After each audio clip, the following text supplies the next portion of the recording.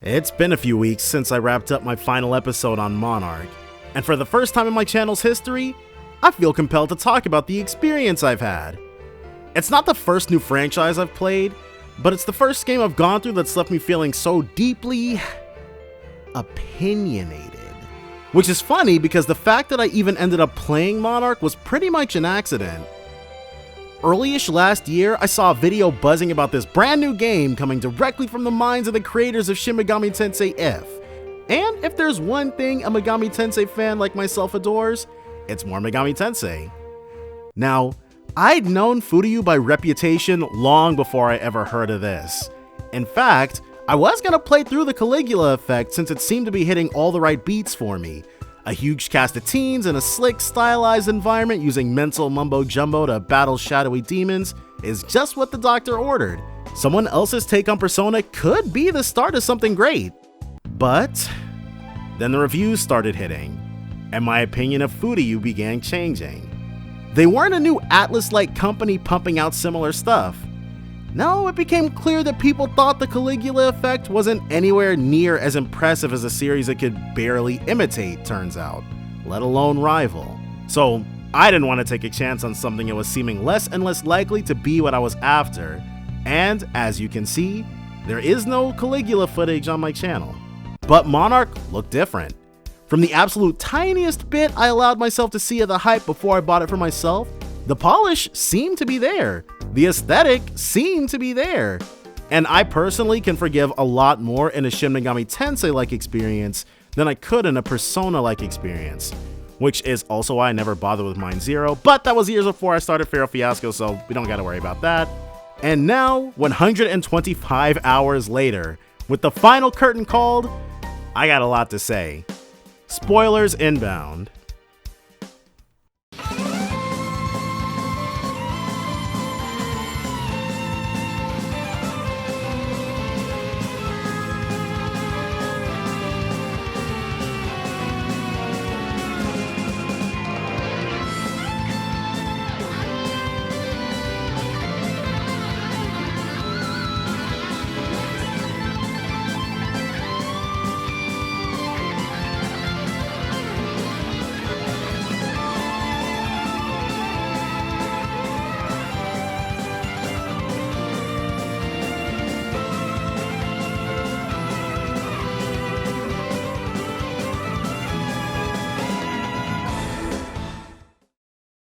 Monarch starts out with you as a white-haired pretty boy in a school uniform being thrust into a situation that honestly grabbed my attention pretty immediately.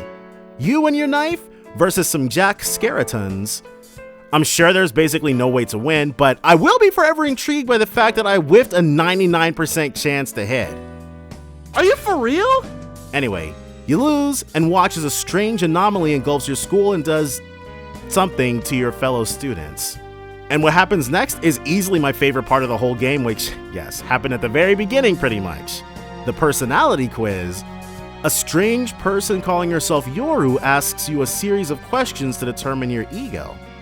Monarch's whole thing reveals itself to be based in the psychology of the 7 deadly sins. I've since learned that to make things easy on yourself, you need to game this part to get a good starting point, but answering honestly, I got envy as the sin I embody. Always fun. Waking from what was presumably a dream, you're rescued from your disorientation by more people who reveal themselves, in turn, to be the school doctor, Dr. Kakeru Hasegawa, the class president, Nozomi Hinata, and your little sister, Chio Aikawa. This is Shin Mikado Academy, and it's currently smack dab in the middle of a pretty dire situation. Now, here was my first bit of an, okay. Because in this 10-minute stretch, you learn basically everything about the setup of the game. I used to hold this against Monarch, but they gotta start you off somewhere. So, we're good.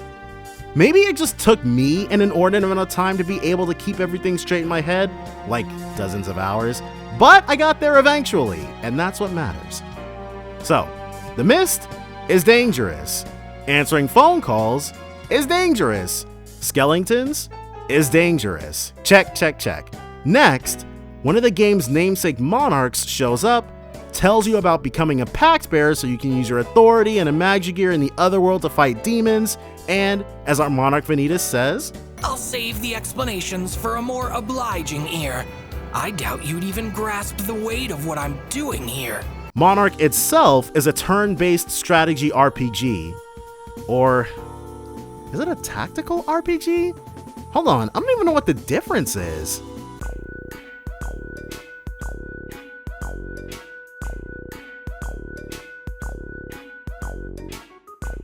Look, the distinction doesn't matter. You get units, the enemy gets units, and you kill each other until there's no one left to kill.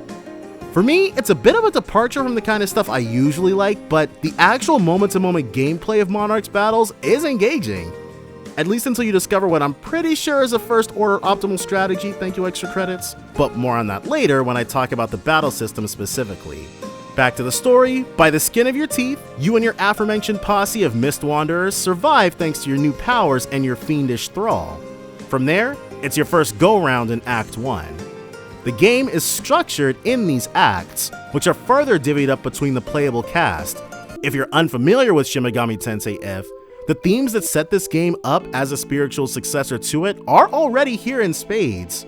The quiz at the outset with a material impact on your start, the school being suddenly transported to another dimension, and being partnered with one other human character at a time. So far, the game's lived up to what other Megaten fans had me expecting. But we're only 30 minutes into what ultimately became a 125-hour experience. To get you up to speed, let's actually get into what all the terminology in this game even is, to the best of my recollection anyway. So, people with especially warped egos can come into contact with a Monarch, who's an otherworldly demon spelled D-A-E-M-O-N. There's one Monarch for each of the 7 deadly sins, and if you make a pact with a Monarch, you become a pact bearer and gain access to an authority, which is a reality-bending superpower. But some normals, along with all pact bearers, also can use Imagigears, which are monochromatic ego manifestations turned weapons, basically personas. When one becomes a pact bearer, the ideals that made them warped enough to catch the attention of a Monarch crystallize into 3. And when a pact bearer uses their authority, it creates mist, which drives anyone caught within it insane. So far, with everything localized to Shin Mikado, the world itself isn't in danger, but as Dean Jingu tells us, until each pact bearer's ideals are shattered and their pact thus forcibly broken, the barrier surrounding the school will not fall. That brings us back to the acts in which we ostensibly work towards that goal. Most of Act 1 is formulated similarly, actually. Introduction to a partner, exploration of a new section of Shin Mikado, and taking down a pact bearer. I was genuinely surprised that after the first one, you were free to experience the other partners' acts in whichever order you wished. In the games I like, you very rarely get that sort of non-linearity built into the story. So, let's get specific. Our first Act 1 is Nozomi Hinata's, the class president. She isn't a pact bearer and as such has no authority, just an Imagigear given to her by Vanitas.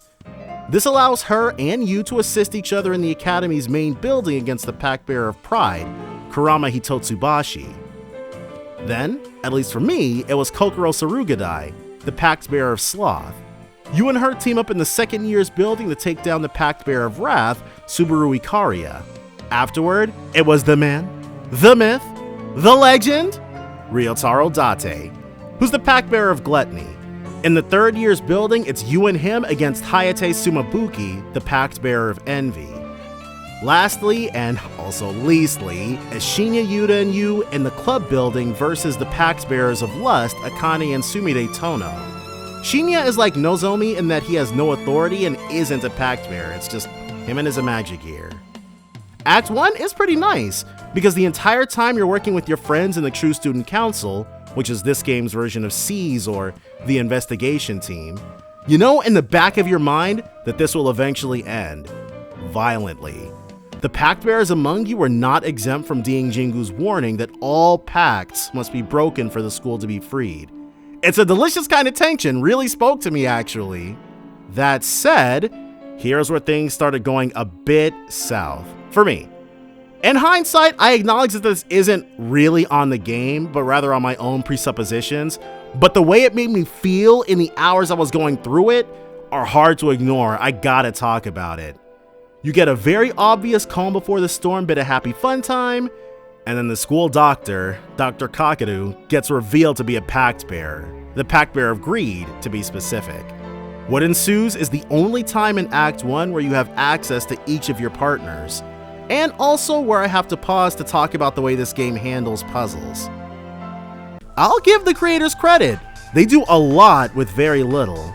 This game doesn't have too much in terms of action-y scenes already. 99% of them are standing around and talking. And with the majority of the game world being hugely empty or obscured by mist, you'll find the puzzles divided pretty neatly into about a quarter of what can be called Zero Escape-esque visual mind teasers that break up the monotony nicely, and the remaining 3/4 of what can charitably be called homework. Like, in a lot of video games, the logs are basically inconsequential to your own main gameplay experience progression. In Monarch, you will hit massive, impassable walls to your progression until you crack open your Trapper Keeper and hunt down somebody's student ID or the date that dude got married. And may God have mercy on your soul if you didn't find the relevant note in that empty overworld. There's like 20 safes just sitting out all around campus, and you will find yourself racking your brain to figure out the 4-digit combinations somewhat frequently. I like Zero Escape type puzzles. I'm not good at Zero Escape type puzzles.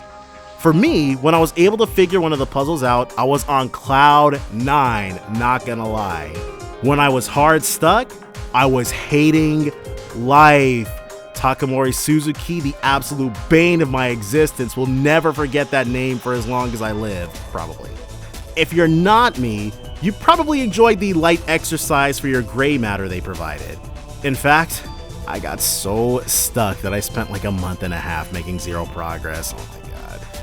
I don't want to hold this against the game because I feel like this was just me, but man, can we please keep the puzzles to a single area in the future? I felt like that contributed a lot to it. Having to trek all over the school to figure out what they want you to do for that specific section was not fun, bro. Okay, puzzle tangent done. You solve one of the fun puzzles, and then, right before you're about to banish the last essence of Dr. Kakadu from this mortal plane, he uses his OP authority to save what's left of himself. There ain't too much left to him at this point, actually. You may also have noticed that we've covered all 7 sins: pride, sloth, gluttony, wrath, lust, envy, and now greed. But none of whom are the main character. You needed to embody a sin to become a pact bearer, so what gives? Well, you, the main character, are aberrant. You have the special 8th sin of vanity, which becomes very relevant later on. Anyway, while you're mourning the school doctor, Dr. Kakadu, your sister suddenly starts getting a lot of focus. She's a journalist, you know. Up until this point, outside of some puzzle frustration, on the whole, I'd been having a lot of fun with what Monarch was. And if things went the way I expected them to, the overall tone of this video might be different. But Act 2 is where my opinion was constantly vacillating and basically why I felt like I needed to make this. Your sister is killed. In a pretty touching scene, you hear the main character do a tiny bit of voice acting, which was a welcome surprise for me. This can't be. No. But then Act 2 starts proper. Now, at this point, I'm 60 hours into the game and I'm thinking, okay, we pick a character, see their ending, and then get to do it all over again on a New Game Plus. If you've watched this far, you're very aware that this is not what happens. No. In fact, just like everyone has an Act 1, everyone has an Act 2. But I found the difficulty distinctly ramped up, and this leads to my single biggest gripe with Monarch. But before I can tell you that story, I have to tell you this story. Battles. I promise this will lead into my biggest gripe. But yes, in this SRPG/TRPG/whatever, you use your cell to dial into the other world. The number you call randomly generates your encounter. In these randomly generated encounters, you pick a predetermined set of units out of the demons bound to you by your aberrant authority. And for most of the game, you're forced to also field your partner human. Once you're in battle, you can have any of your unused units move in any order, and can then select from 5 different actions. You have arts, which are skills innate to that character and usually on the physical or support side. Then you've got authorities for the Pact Bearers. Authorities are special physical actions or, much more often, outright magic. Skipping the third for a sec, then you have items. I mean, you can chuck items around. Then there's wait, which is ending your turn without doing anything, but it also heals you for what ends up being a laughably small percentage of your HP. I actually found myself using wait basically never, which I think might be, I don't know, it might be a good sign. But circling back, you have the absolute crux of good strategy in this game: defer. An unmoved character can defer to one that's already taken their turn, allowing your units that are less strategically relevant in the moment to give your main actors more value and the tight turn economy that determines the flow of battle. There's also stats. The only 2 that matter are Psi, which is your special attack stat, and Move, which is movement, and I'll say why in just a second. So, your big authority spells aren't free. The Mist makes you go crazy in the real world when you're exploring the dungeons, and Madness plays a role in the battles as well. Every time you use an authority, you get pushed towards Madness, and if a unit goes mad, they get a massive power boost across the board, but you also lose control of them, and you can basically guarantee they're gonna one-shot their nearest ally the next time they move. On the flip side, your human units have Awakening. Awakening is like a super mode, think Pep in Dragon Quest XI. If you manage to get 100% Awakening, you get a massive power boost across the board, but you retain control of the character. Awakening grows naturally when receiving damage, but you can also manually pump it by using the Resolve art. Furthermore, you, the main character, aren't just a Pact Bearer, you're a super special Pact Bearer among Pact Bearers. One of your powers of authority allows you to resonate with enemies and allies at the same time, whoever. To resonate in this game is to share a fate. If one resonating unit is statused, every resonating unit is statused. If one resonating unit is buffed, every resonating unit is buffed. It is unequivocally the single most powerful tool in your arsenal. And, as you may be thinking, true mastery reveals itself when you manage to resonate an awakened unit with a mad one. Everyone involved in the resonance will become enlightened, giving you a ridiculous stat boost, and if you set your buffs up right, guaranteed kills on pretty much anyone. In fact, you remember that first order optimal strategy I mentioned earlier? Which, if you're not in the know, means a tactic so consistently strong and consistently useful that there's quite honestly no reason not to do it. This equaled out to me never bothering to see if there was anything else that worked even half as well. I promise you that if you use Psychogenic Fever or its area targeting plus variant to pump your unit's Psi, then awaken someone whose move is high enough, you'll fly across the maps and shred bosses. Well, you should shred the bosses. I did mention my biggest gripe before I described what the battle system really is. See, it's an SRPG or TRPG, but it's still a JRPG. The game expects you to grind. Spirit, the game's omni-currency, is used to buy items from the demon store, and it's used to level up your units. Spirit is earned by battle, and more of it if you do well in battle, namely by finishing quickly and killing all enemies rather than just bum rushing the objective if there is one. The experience of grinding Spirit in Act 2 consumed every other feeling Monarch gave me. It turned Furiyu's kind of sophomoric but forgivable endeavor of a video game into a soul-crushing, dozens of hours long thing and was killing my enthusiasm. See, in tons of games, you get an auto battle feature. So if you need to, you can just get into a battle, hit a button, and watch your guys smack their guys up, stopping and healing if you're biting off a bit more than you can chew. It makes life easy. But there's no auto battle in Monarch. You can speed up animations, yeah, but considering getting the most out of the action economy or the battle system requires specific positioning, it really didn't do anything for my issue with this. because you want to grind as little as possible, you need to maximize your spirit per encounter. And maximizing your spirit per encounter means getting high ranks in battles. But getting high ranks in battles means precision play to keep turn count low. This means that if you want to grind less, you have to pay as much attention to every single fight as you would a story encounter. Hours and hours and hours and hours of it. They had to have known. There must have been a better way to handle this. And yeah, apparently the fertile ground fixed encounters give more spirit, but if that wasn't obvious to me playing it normally, then it's clearly not enough of a bonus to make a difference. I can forgive the empty world. I can forgive the boring NPCs. I can forgive Shinya existing almost.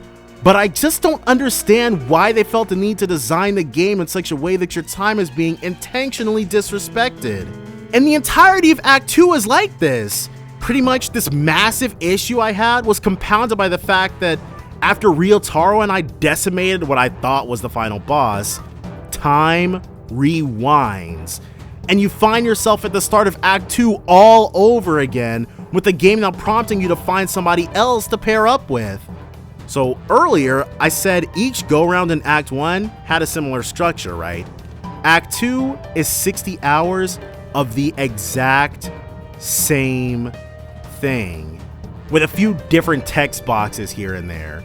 Over the 4 Act 2s, you'll either make a run on Ryotaro's ideals in the archives, or Kokoro's in the library, and then fight a murderous Dean Jingu, or a shadow persona with a lower P, Yoru, in varying combinations of one alongside the other.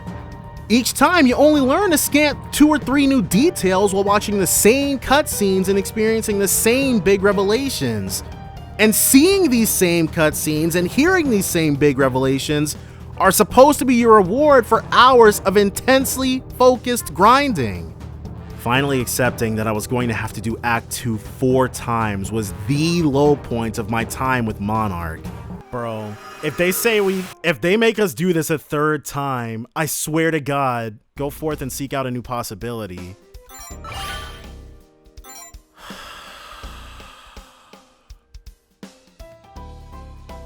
We have to do this 4 times. Bro. And we're already at 100 hours and we're only halfway through this padded out endgame. Oh my God. But the light at the end of the tunnel eventually came. With Act 2 firmly behind you, the endgame of Monarch actually starts pretty strong and keeps going. Right up until the end anyways, for me. But you gain your true abilities with the Sin of Vanity and make everyone remember all the character development you sweat tears and cried blood to earn. You guys reform your best friend squad, the True Student Council, and you're told to look for signs that will get you to the final boss. And my skill with puzzles did not improve over the course of the game, which means I spent more than 1 month trying and failing to figure out what in God's name they meant by a sign. I walked all over the campus, I talked to every single NPC, I earned every student entry, and I realized I'd permanently missed some books, which had me sweating more blood that I locked myself out of my rightful prize of a happy ending to this friggin' nightmare. But I was overthinking it, massively overthinking it actually, which I only really learned after I looked it up. I admitted defeat, swallowed my pride, hopped on Google, and basked in the feeling of utter stupidity when I actually found out the answer. With all the grinding and puzzles behind me, I actually really enjoyed the final stretch of Monarch. You get Shinya's dad, who confirms to the rest of the party that once upon a time, he was big man on campus. Then you immediately put him in timeout along with his son, exactly where they belong. Then Vanitas, your Monarch, who turns out to not really be a Monarch, doesn't actually betray you like I was expecting him to the whole game. The battle itself, just like I'd been doing for the last good while, I actually one-shot every single enemy in the final boss rush. And the character's wish for the white-haired pretty boy to become a real boy was granted in the end.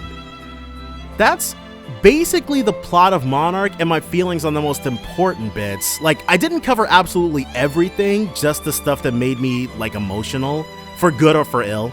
And if you haven't played the game yourself, there's probably going to be a few details in this recollection of mine that you're not 100% clear on, but cut me some slack. This is the longest scripted thing I've ever done. So, 125 hours later, can I say that I like Monarch? Yes. Yes, I can. Would I recommend it to someone else? No. I think for me, though, whatever Atlas has that Furyu wants, they just can't really make happen. But yeah, those are all my thoughts of Monarch. If you've watched this far, I really think you can only actually be one of those 50 fans of the game I was mentioning. And I don't mean to disparage the game. It's a good game. It's got some downs, some really low downs, but what's here is a solid foundation. The named characters, well, everybody's a named character, I guess. But the main cast of characters is fun. The battle system could definitely use some friendlying up, I guess. Like, if you like Monarch, you're not wrong. There's a lot here to like. There's a lot here I like. These things are 20 seconds, and I think it's more fun if I actually say something. The music, the J-pop in this, they really should have stuck to fewer songs. None of them really stuck out in my mind. I'd be surprised if anyone said they were a fan of any of these songs. They don't seem like they were made specifically for this game, I get the impression.